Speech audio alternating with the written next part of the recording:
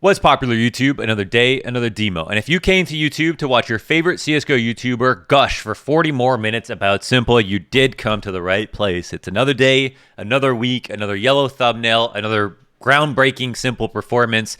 This time, not even just a match, an entire event. So if you missed it, Simple just got MVP of the first land back after 500 days off between now and IEM Katowice. He got MVP at the event. Navi won the event, and this was arguably the greatest individual performance at an event in the history of CS:GO. We're living in a time at this very moment that there is no one really close to Simple right now. ZywOo still had a pretty fantastic year, but Device is not the same player on NIP, and we can talk about that in another video. ZywOo's team is actually so much worse than Simple's team right now, and even though he's having a decent year, it's still not as insane as Simple's, and it's not even close. And even in the matches where he has put up good stats, you can just watch the matches for yourself. Simple has really had such a high level of impact. I mean, there's just no one close, and anybody who's watching all the games will be able to tell you that much. And we're here pretty much just to talk about how good Simple is, how far he is away from the competition, and recognize the fact that we are witnessing greatness live right now. It is pretty extraordinary stuff.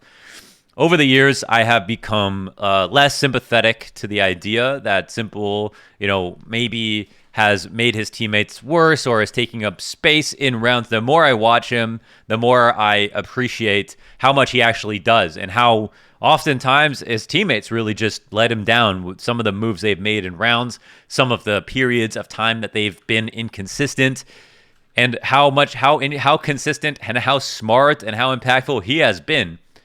I'm starting to lean more towards the individual, I guess, the older I get. And I look at ZywOo now, and I feel for him. I'm not a ZywOo hater. I'm not a ZywOo guy. I'm a guy who looks at his team, and I think, man, he's going through what Simple went through for a very long time. And I've heard nothing but good things about ZywOo as a teammate. So what the hell is the deal with his team playing so damn badly? Because they are really letting him down, in my opinion. And then there's, of course, the third player that comes into the conversation in Device, the player who has had both like a solid team and also put out really, really consistently good stats, but never top one stats, never clearly the best player in the game. Had for a year straight, he's always been competitive with Simple. 2018 was an incredibly close year for him, stats-wise, even though Simple still had just an unbelievable 2018. But, I'm not sure. With Device moving to NIP, I talked about it in this Device video that I made about him. This is Tom Brady moving to the Buccaneers, right? This is him having to prove that he is good enough to carry a brand new team. And he said he was going to be a bit more selfish, take up a bit more space, and the stats are not quite there yet. So, I mean, we just don't see that level from him. And it will make an impact on Device's career if he can't pull off the move and also get the ring or get that big event. I mean, this is something that Tom Brady did, and he wanted to prove something, and he did. And some of you might not know the football reference that I'm making. Maybe you can look it up. I can't help with any soccer references. I'm sorry, Europeans. I don't know that much. Apparently, Messi won that big event you guys are talking about in the comments. I don't even know Messi's last name. I don't even know if that's his last name. Oh wait, Lionel, something like that. I'm sorry, soccer fans. I'm sorry, Europeans. I'm sorry. I'm really sorry. I just don't know. I only know football. So, anyways, it's kind of a Tom Brady move for Tom Cruise, and he didn't make it happen yet. Our eyes are still peeled. There's still lots of time to go. Major hasn't happened. Clearly, NIP as a team has improved, and maybe that's the magic of Tom Cruise. But individually, he's not Simple. He's not even ZywOo. It's not there. So in some ways, there might have to be a couple of GOATs. Okay, the Device GOAT, top 5, 6 years in a row, 2 major MVPs. But alongside Glaive, the best caller of all time, alongside Astralis, a team that had 5 players in the top 20. Even ZywOo last year got number 1, didn't have 5 players, and it had two or 3 players in top 20 in 2020. So did have to do more carrying even than Device has had to. So, you know what I'm saying? But Simple right now, his biggest win ever, probably I'm going to go ahead and take a look at this right now. It's the most impressive statistical performance at an event of all time. And considering the context, we have stuff like this. Okay, 1.56 rating after 11 matches heading into the final of an event. MVP race has already been decided before the finals even started because Simple had a plus 125 KD differential leading into the finals.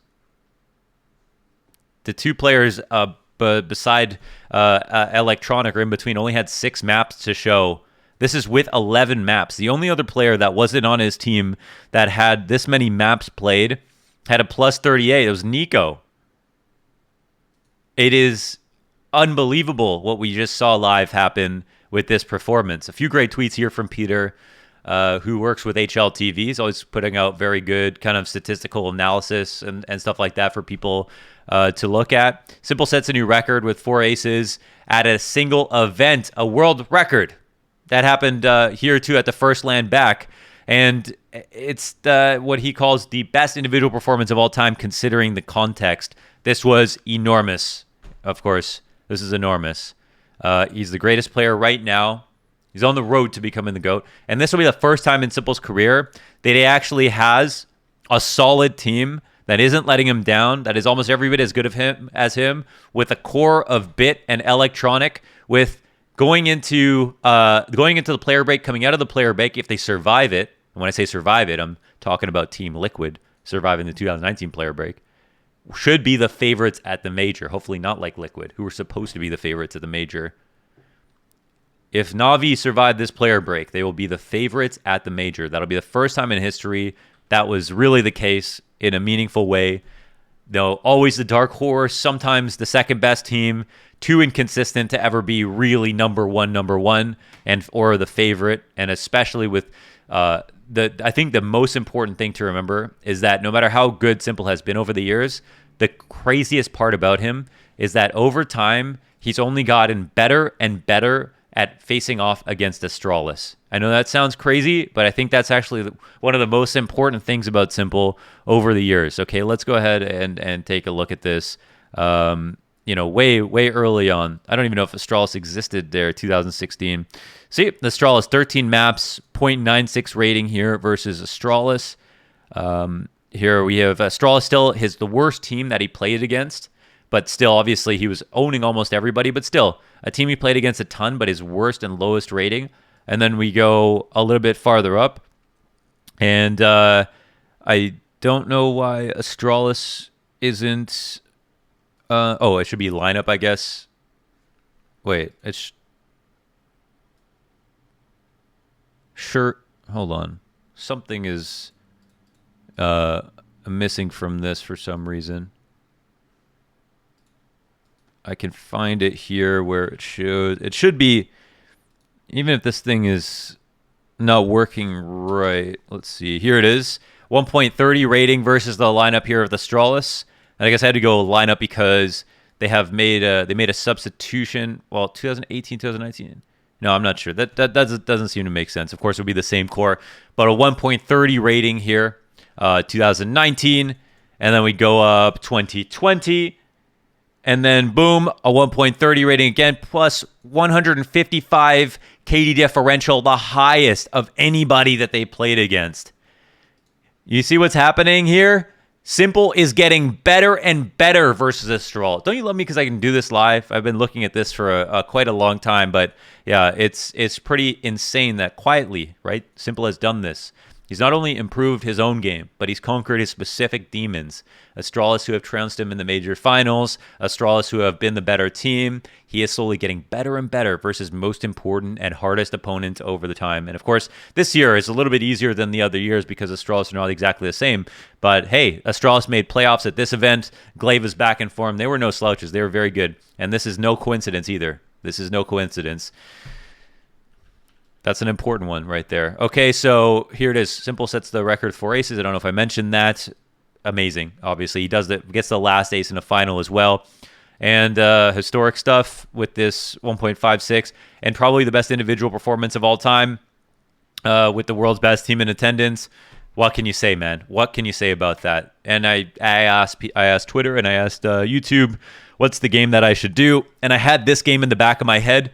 It was the Inferno match versus FaZe Clan. I really want to look at this. because it was the game when I was watching it. I remember it. You could see the confidence, right? You could see that 2.1 rating aura coming off of him as he was playing this game. FaZe stood absolutely no chance. This is FaZe coming off their win, I think, versus Gambit to play against Na'Vi, and everyone wondering what's the ceiling for FaZe. Well, we found it right here. Yeah, it was a little bit shorter because of this player. If Simple wasn't there, who knows what would have happened, but there was no stopping Simple here. There was no stopping him.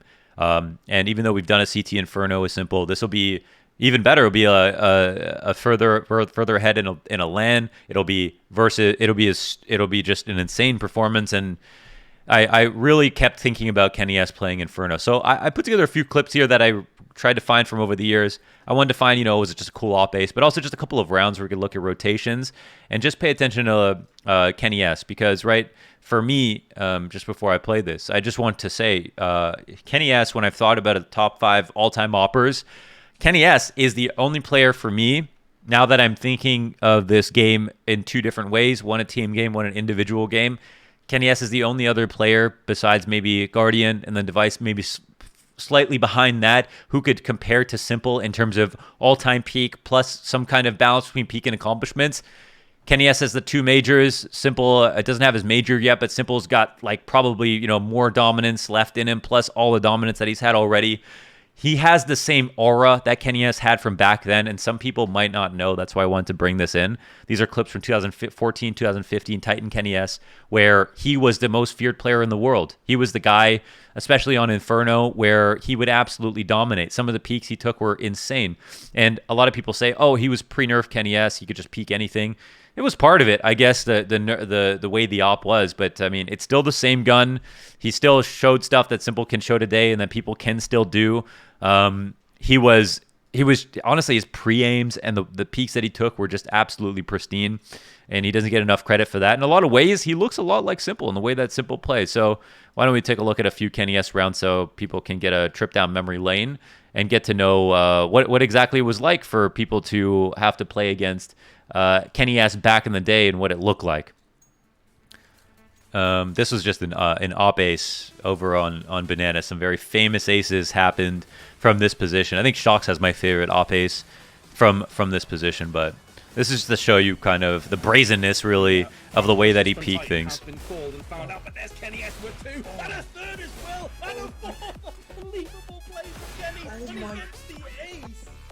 Oh my god, I just realized I'm casting this. Oh my god, I'm literally in this clip. That's me. I'm just saying, oh my god. And it's me and Vince.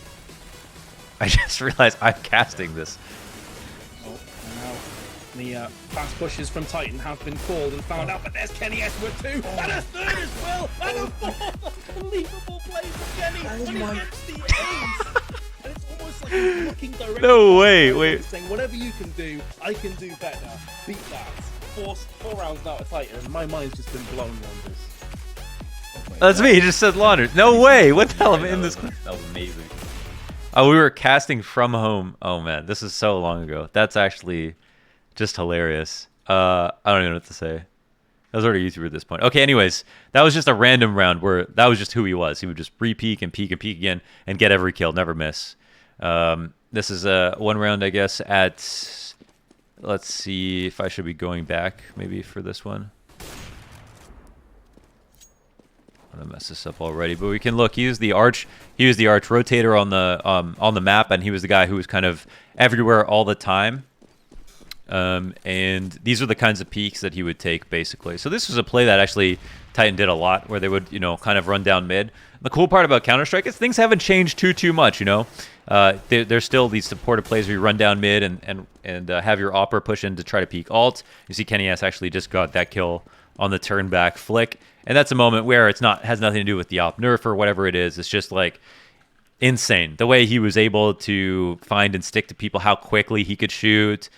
These are things that define Kenny S. Absolutely terrifying in a world where things were a lot rougher around the edges. You might get re-peaked or peaked again by 2 people. That was a ridiculous flick. And there were just a ton of moves where Kenny S basically showed that no one was faster than him. If you didn't use all your nades perfectly, you were just probably going to die. And yeah, he was a terrifying force. He did it on Clan Mystic. He did it on Titan. He had all the space in the world as well, which I think was a big thing. And I think this is also actually the same round. Don't waste your time with this one. And here are some of the opening plays, and just the way that he was. Because I stopped in this round. I was like, okay, he's got a forward spawn, and this is just literally letting your dog off the leash basically with Kenny S, and the way that he would move around. You could see the insane rotations that he'll try to do. And I wanted to pull this up and show people what it was like to play against Kenny S, and then go and watch the demo with the Simple today and show you that a lot of the rotations and stuff are quite similar, and how much he rotates is also something to point out. And that's also to say that if we launch a lot of oppers around the same time, they didn't move in the same way. They didn't take, and you can see he tries to funnel them back into his archway and holding this exact same angle, and just ends up being very patient about it. And eventually, see Fifth Laren try to come through at the timing peak and gets killed. And yeah, Kenny S was just a terrifying force who was pretty much all over the map all the time in the same way Simple is. He rotated the most. He hit the fastest shots. And I don't know, the way he moved his crosshair around and stuff, the way that he would jump around, it looked like he had bad movement, but he actually didn't. And that's the same thing for Simple, where he gets where I think the magic about Kenny S and Simple is that they have like actually pretty decent movement. They don't bump into a ton of stuff. It's not as clean as like Acor or Cirque, but what made them great players was that they had insane aim and reflexes and everything like that, but they also knew exactly where they needed to be to beat a timing, and were immediately determined in getting there. They didn't really stop to figure anything out, right? They were like Will Smith in The Pursuit of Happiness with the luggage, and they needed to get to work. You know what I mean? Like, they were just like, I need to do this thing. I'm going to get there no matter what it takes. And I think that's probably a good way to look at really, what makes Kenny S and Simple such great players. They might not be able to tell you in that moment or explain to their teammates, I think I should rotate now. They were just really good at following their intuition, believing in it, and then putting themselves in a position where if they missed, they were dead and their team lost the round, but they believed it was the right play, right? They didn't look at a move as good or bad, as passive or aggressive. They just looked at it as good or bad. And I think that's something important that a lot of oppers need to do if possible. But you can only kind of get there, especially at a pro level, when everyone's flashing you and you're worried about them watching your demos and stuff, if you have the confidence and you've earned it by fragging everybody and putting in the preparation yourself.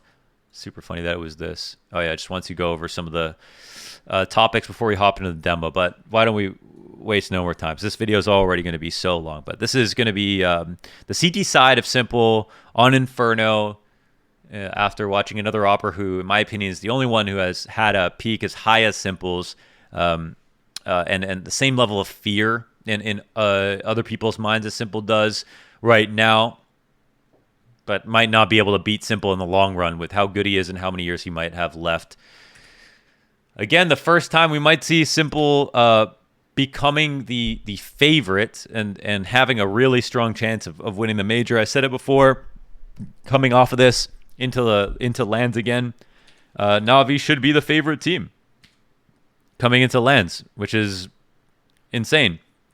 Even if, let's say, Gambit made it to, let's say Gambit played close, maybe they beat Na'Vi or got to finals or something like that, I think it would still be Na'Vi as the favorites coming into a big LAN, especially one with a crowd, because that's a whole new level of threat. And we saw Gambit played well enough to get to playoffs. They showed that they were not slouches, that they weren't, onliners or whatever. I mean, they made it all the way to playoffs, right? That's already an insane accomplishment. It's funny because a lot of the teams that were looking forward to getting to LAN were not able to do that, and Gambit were. So I think they definitely put a lot of haters to bed and proved that they weren't onliners. But they also showed that they were slightly worse on LAN. They end up losing to FaZe Clan, who got absolutely stomped by Na'Vi. And that was probably better for the reputation, because if Gambit played against Na'Vi, they would have gotten destroyed. They would have gotten absolutely destroyed, and that would have made it a whole lot worse in terms of their perception within the community. At least now can be looked at as like, wow, FaZe played very well, which they absolutely did.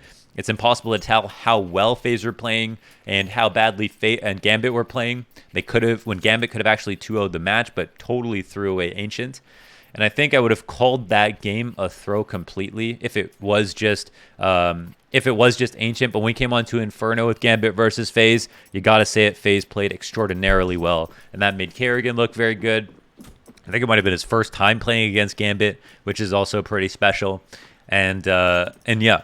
But you know, even if Gambit took some kind of close win versus Na'Vi in that position or got a little bit farther in the tournament, with crowds and everything coming back for the major, I think Na'Vi would still be looked at as the, you know, most prevalent threat in the scene, the strongest team.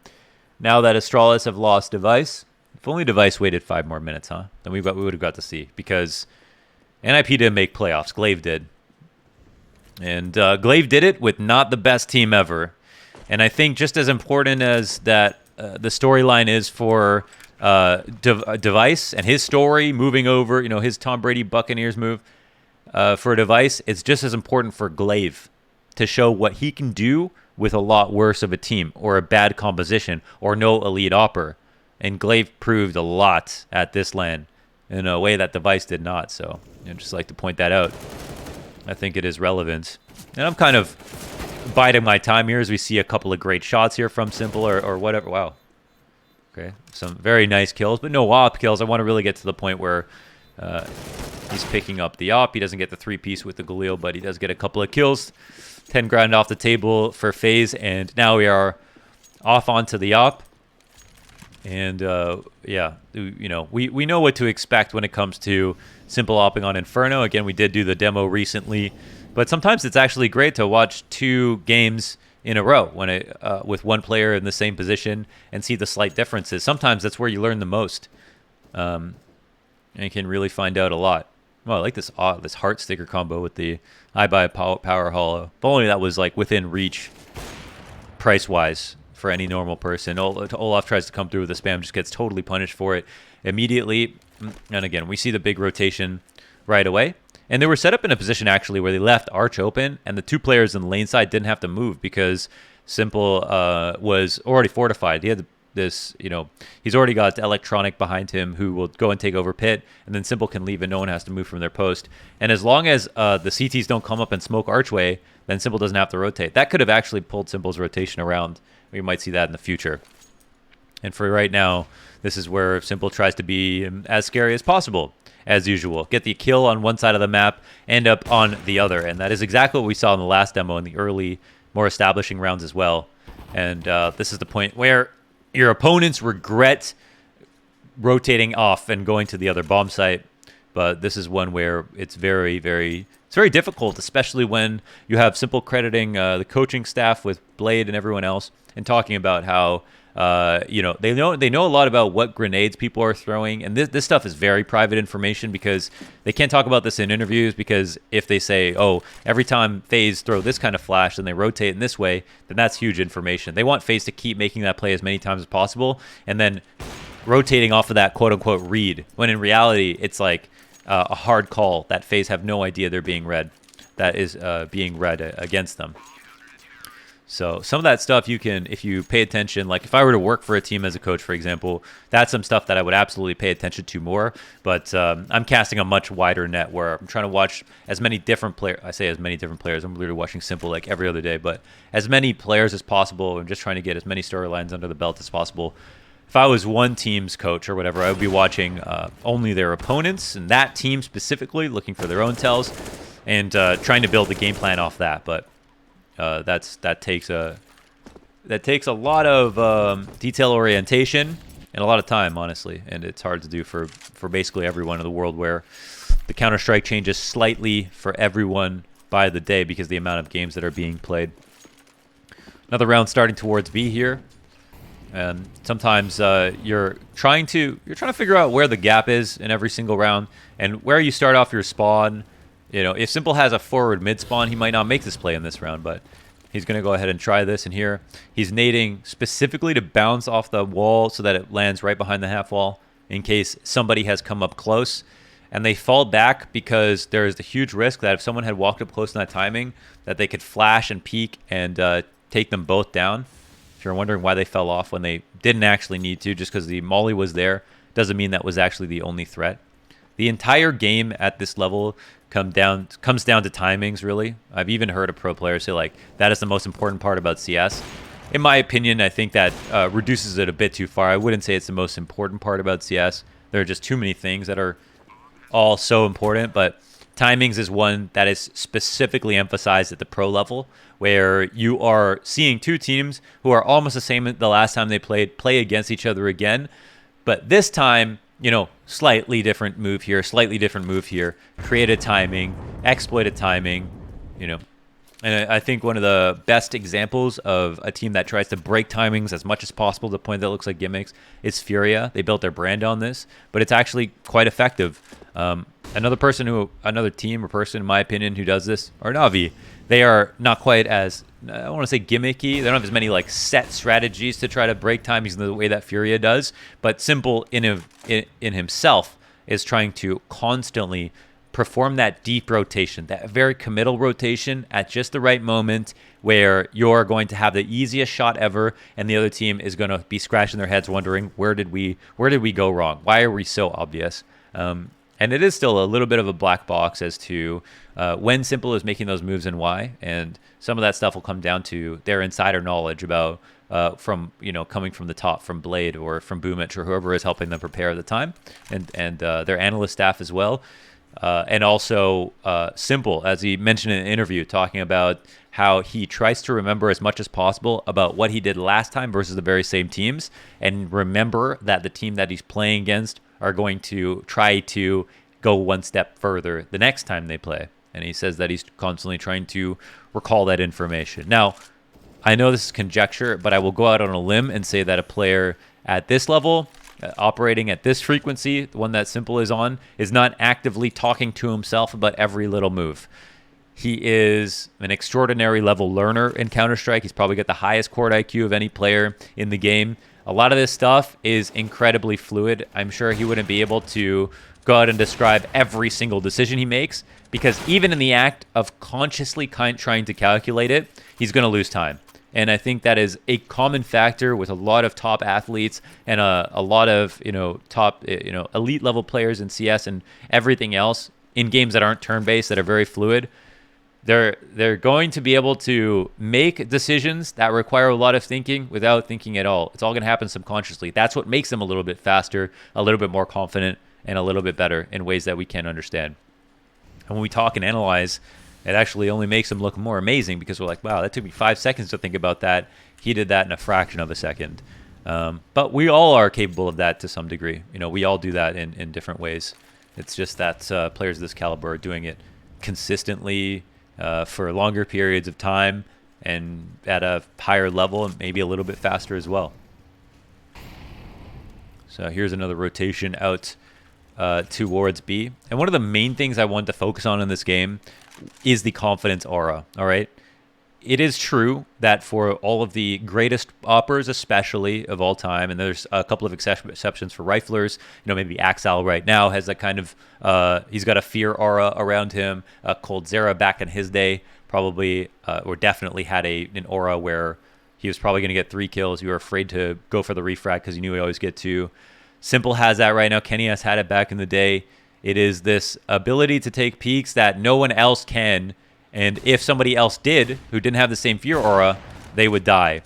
And Simple is in a position to not only get an easy kill off the first re-peek, he even has to throw less grenades than other people, because people are so damn terrified of him that if he shows his face one more time, he's the one who can feel confident that they are going to appear and try to kill him. And there's an example of it right there, the way he peeks deep after the coffins shot. You'll see a lot of other operators in that position fail to get that level of impact from coffins after getting that first kill. A second kill it should be so hard.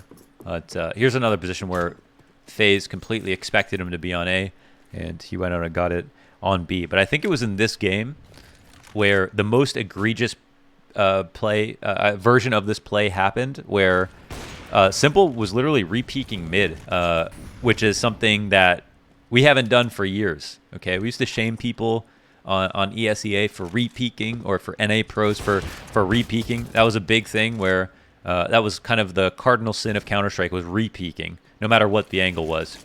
And in Counter-Strike, it's all, there is a circumstance for everything, even re-peeking. But in this game, you could see it, that there was no call made. There was no specific nades that were necessarily being thrown. There were just some egregious moments where the confidence was brimming for Simple, where he literally just decided to go and peek again because he has the aura. He knew he'd hit the shot. He knew that wouldn't be ready. He knew it was just going to line up, and that basically he was making the players come to him. And when people are scared of you, they're even worse, and that's what allows your stats to just become exponentially greater. Another thing that people boil the game down to, probably over reduce it to, is confidence. And the reason is confidence and timings. They're enormous things, and they do matter a ton. They're hard to quantify, but they do matter a ton. And in Counter-Strike, I think, yeah, I've heard a number of pro players will just say that this is a giant confidence game. And when you're confident, those timings start to appear, I think, is the big thing, because you start to make decisions a lot more quickly. And say when you're unconfident but smart, you can make that decision, but it might take a few more seconds. When you're confident, you're going to get the timing. You're going to get even deeper in the angle. You're going to be on the right side of the map again. Things are just flowing because it's just every decision feels right. So again, every time we take a snapshot of Simple, we're at a brand new choke point, looking for a brand new kill. And here, there is just no open space for Kerrigan to call into. He basically just could not outread Na'Vi, which I'm not surprised. Na'Vi have never been the scariest Inferno team, but or they've never been the best Inferno team, but they have been the scariest, because they were, when Astralis were the best team in the world, Na'Vi were the only team that you'd say, oh, well, they might actually win Inferno even if they don't play the best, because of they're so not scared to gamble stack, for example, on CT side, or go off of reads, play with very little information. That made them very hard to play against. So here you get this little bit of information on a player's second oranges. This can be wall banged from pool very easily, and Simple will smoke up bananas they're retaking from construction. And these days in 2021 CS, okay, they need this to be traded. That smoke down on CT doesn't mean that there won't be a player flanking banana. Sometimes it's a trick smoke. Olaf gets this double spray transfer and kills him. They knew the last two players were, but couldn't grab those frags. So let's see Simple going out for a new play. They molly out the halls, and we can see it's looking like a fast take towards mid. Let's see how he responds to it. He actually stays in front of the molly, and now actually Simple knows it's a fake. This is specifically Kerrigan calling to... this molly comes down so that they can take top mid control very quickly, and then the arch smoke comes down to push any opper off. Basically, this all goes wrong for Kerrigan because Simple, luckily, I want to say luckily, comes through for this specific move. They mollied out the halls as well, every single peek that an opper would take. But now that Simple got in front of the incendiary, he's feeling very comfortable, and he had the mid smoke come down. So what I think is going to happen... Well, I don't know if Kerrigan called for this and the strat is actually coming up mid or not. But what I think is going to happen, he's going to peek mid. Okay, yeah, they're right here in front of it, and they're trying to come through with the fast play. So he's literally messing up their timing so hard right now. And now we've got the rotations that are already here, deep banana control. But Perfecto gets stuck in spawn, and it looks like they'll finally find the kills. But this is such an annoying position for FaZe. The one thing that they're trying to guarantee for themselves is that Simple is just not there at mid. And all they're trying to do is barrel through him as quickly as possible so they can move ahead with the round. So everything falls apart when Simple calls that, because he's in a position to chill and wait, especially with the smoke down at mid. He knows he's not peeking into like 5 people at once, and he sees one jumping through, which separates his opponent. So just, a very, very smart play and a very, very annoying play. It's even the idea that even if that smoke doesn't necessarily have impact on Simple's screen, which it still did, if you're FaZe and you see that smoke come down on mid, you're pissed off because you're like, wait, this is not supposed to be smoked on this timing. This is definitely supposed to be either, the Opera gets mollied out or, forced to rotate around from Arch or whatever it is, and is going to be very, very late to mid. Meanwhile, Simple was standing right there the whole time. Cool strat, though. If only it worked. That is the other thing. Very hard to call against a player with so much confidence because they're going to take the aggressive option way more often than the passive one. And when that happens, that means you just can't scare someone into falling out away from map control. And you can't push them back so that you can make people rotate incorrectly. And you can see here, sometimes the very best option is to patrol between two angles. He's obviously at risk of being op from Brokey if Brokey has one, or a rifler posting up on apartments and spotting this position. It's not a comfortable position to be in, but two people in the B side, and it looks like the bomb coming towards them. They are just fine here on A, and that's a position where Na'Vi can be a bit scary to play against because they're comfortable to play passive spots very often on CT side, which just forces you to make a decision to execute on T side. And here's a spot. Well, oh my God, this is such an insane rotate actually, where they already have 3 people on B. And the T's have not come in yet. And now Simple will take their place as one rotates out. And it's just like, how are you even supposed to read this? This is so unbelievable. Look at the rotations that are going on. You will not see basically any other team do this. I can't even think of another situation where this is possible. And Na'Vi are just happy to do what is absolutely correct. Simple can just have the confidence to be able to post up on the spot. So here they're gambling that it's not going to be B. And Twist got destroyed there with that flick. He actually got the hammer dropped on him completely. And if Simple had missed that shot, he could have instantly died, and the round would have been lost right there. And that's part of the reason you don't see that happening as much. Typically, you want to have your operator in a position where they can see to the bottom of B, or the smoke is down there, and they know no one's up on banana. But Simple was really just out in the open. If they had boosted up over the half wall, or they peeked the way that's Twisted and he didn't hit the flick, that is a horrible position for him. Now here's a defensive smoke thrown on the site. And you can pay attention. This is something that a lot of people are doing now. They're throwing a smoke between quad and this pillar beside Emo and connecting it so that you can rotate back and forth between it. You also have a place to stand that they can't molly, which is huge. And what's really important is that when you feel like the timing is right, you throw it down preemptively. You don't throw it down when the execute comes out. Because if the execute comes out, then it should be already too late. Then your window for getting the op shot in or whatever should already be gone if the execute is good. What is really important is that when you feel the timing is right, drop that smoke down. Don't be afraid to use it. It's better to die with your smoke in front of you than it is for you to die with the smoke on your waist, right? Smoke on your waist is a waste. Should be your mantra. And there was no specific tell there besides the clock saying trouble should be coming. Whether it's A or B, it should be soon. Let me go ahead and use this piece of utility. And again, you don't want to be playing reactive. If you're playing reactive CS, you'll literally never improve. You'll always be one step behind a good player.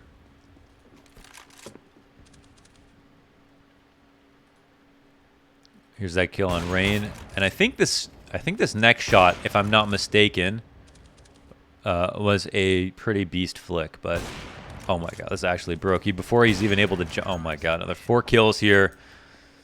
Unreal on the eco. I think this is when he was already up to 19 frags before the half is over.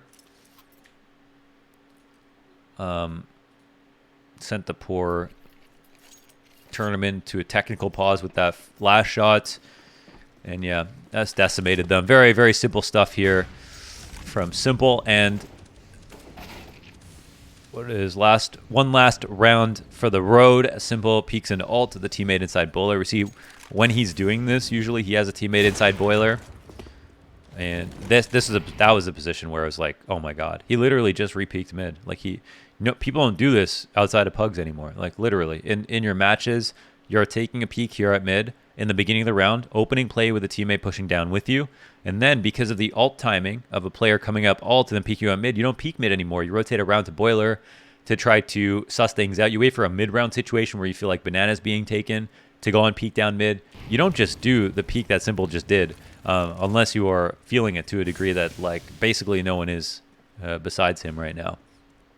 It looks like such a small thing, but it's just not something you see anymore. And it was at that point where it was, honestly, it was like, well, you just wanted to see, how far can Simple take this, right? Because he's already showing such an astronomical level. And there we saw, obviously, the GoTV smoke. We saw his leg, but the GoTV smoke versus a other person's POV is totally different. And here's a spot where I'm sure Simple wishes that he could rotate, knowing that they're going to try to avoid him. But he sits around and waits. And the more time that comes off the clock, probably the more confident he is that the fight will actually come back towards him, right? Like, that's the idea. But, oh, I see you. There, we could see the information that Perfecto just got with that red arrow that they are wrapping towards Arch. And the bomb is now down on the ground. Bomb getting planted with Olaf. And there's very little counterplay for him. He just dies on the site. So that's it. A very easy half for Simple. Overall, I think it was a 20-kill half, if I'm not mistaken. And 21 kills in total, 2.05 rating. Very easy. There were, of course, a lot of pistol and kills there, but a lot of rifle kills as well. And there was just nothing that Kerrigan could call. Basically, every time he called something, Simple was there ready to receive it, right? He never had to retake anything. Maybe a one retake kill in that entire half.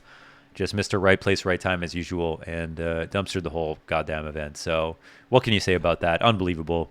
Might never see a player this good again. ZywOo still has some stuff to show. Device might be able to show us a new level on NIP given some time as well. But right now, Simple's never had a better team. He's never been playing as good as he is right now, which is unreal to say because of how many insane years of dominance that he's had. But he is the bar for everything. He is the guy that you've created a character, you max out their stats, and you've got SV cheats on, basically. This is Simple right here. So enjoy it while it lasts. It is a special time to be living in to watch this. Really great for CSGO. And it's awesome to see that we had, I think, 850,000 people watching the grand finals of the IEM Cologne. So that's exciting stuff too. I hope you enjoyed it. And for the rest of the content, now that we're on a player break, some of it will be on maybe the We Play event. We can do a Towardsy demo to talk about some of the up and coming talents instead of just talking about the same top tier 1 talents over and over again. And then also we can do some videos on Roster Mania because there should be some shuffling happening during the player break. And that should be very exciting too. Some people's favorite part of the whole year, actually. So yeah, congrats Navi on winning. Congrats to Simple on the MVP. And very exciting stuff that we got to land right before the player break. So I hope you enjoyed that. See you next time.